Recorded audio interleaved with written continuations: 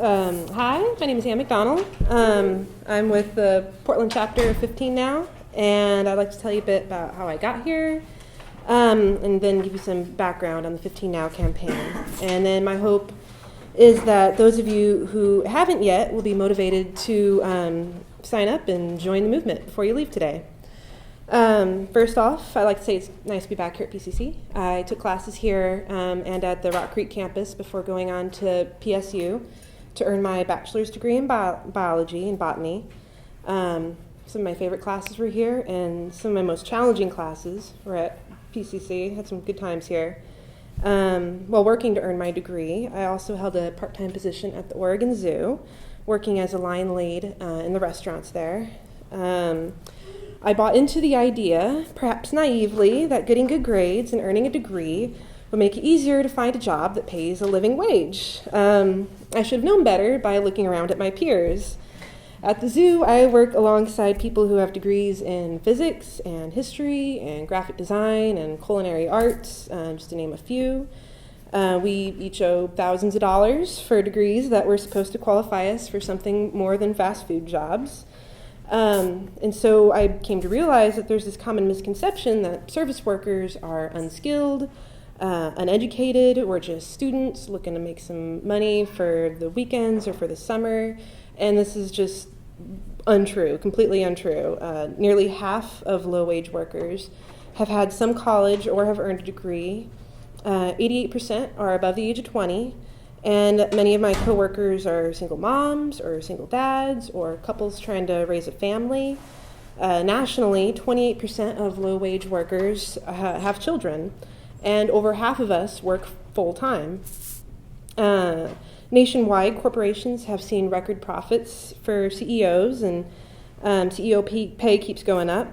At the zoo, we've seen record revenue and record attendance over the last few years with all those baby elephants you've probably heard about.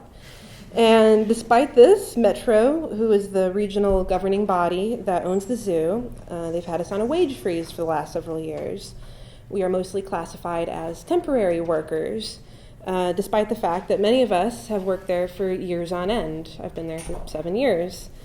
We don't get holiday pay, we don't get sick days, and now we have to pay for parking to go to work.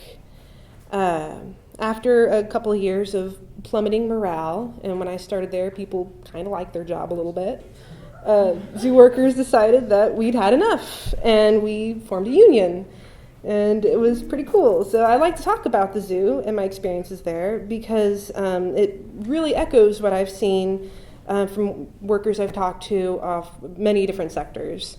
So during our organizing drive, I kept hearing about fast food workers in New York and Chicago were striking and demanding 15 at a union.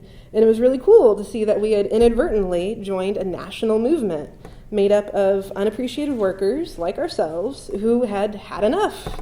As we entered the phase of bargaining out a contract, a socialist named Shama Sawant won a seat in Seattle's city council on the platform of a $15 minimum wage, among other things.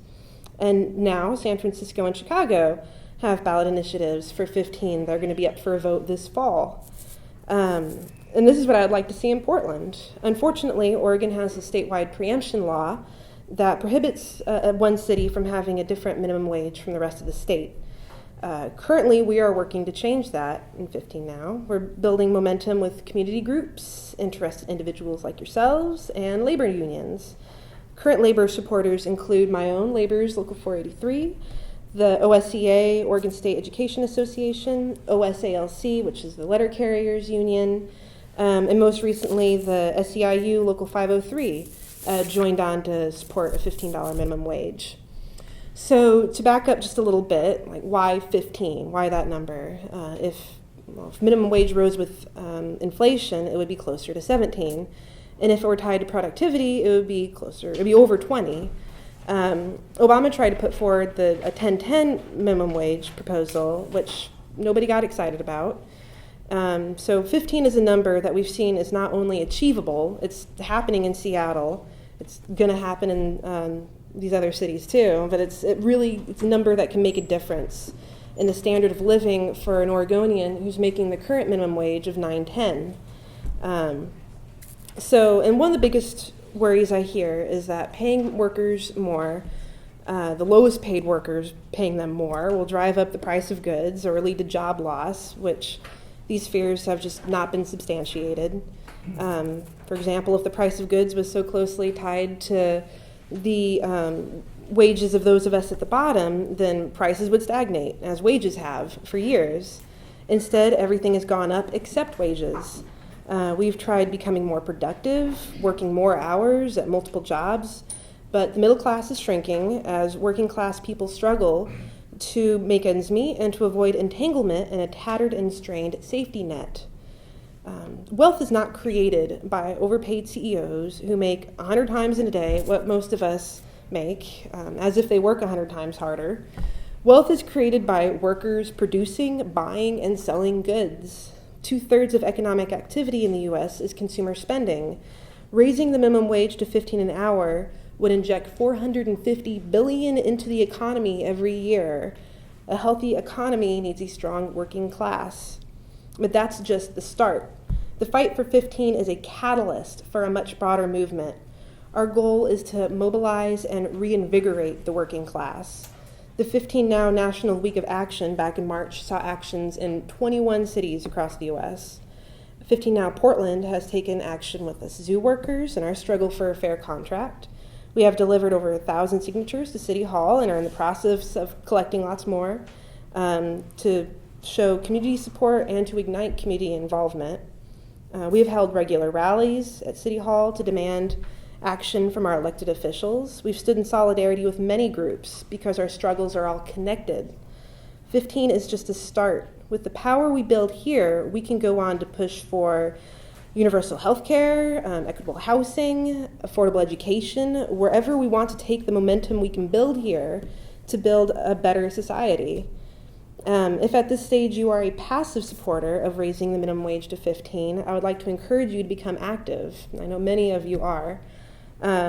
So join 15 Now, join Portland Solidarity Network, the IWW, join anybody, some group. If you think this city and this nation can do better by its people, your voice needs to be heard.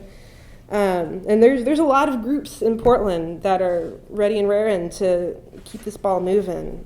If you don't think 15 is a good idea, you'd better get active too, because the working class is fed up and we're fired up, and now we're standing up and we demand real change now.